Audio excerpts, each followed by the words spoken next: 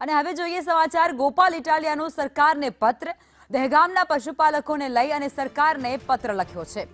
ગાંધીનગર દૂધ ઉત્પાદક સંઘ સાથે જોડાવા માટે અપીલ કરી છે। અમદાવાદ દૂધ ઉત્પાદક સંઘ સાથે હોવાથી નુકસાનનું પણ કહી રહ્યા છે। આપના ધારાસભ્ય ગોપાલ ઇટાલિયા દ્વારા સરકારને પત્ર લખવામાં આવ્યો છે। દહેગામમાં જે પશુપાલકો અને ડેરી વચ્ચેનો વિવાદ છે, દૂધ આપવાને લઈને આ વિવાદ, જેને લઈ અને પત્ર લખ્યો છે। ગાંધીનગર દૂધ ઉત્પાદક સંઘ સાથે જોડવા માટે માંગ કરી છે।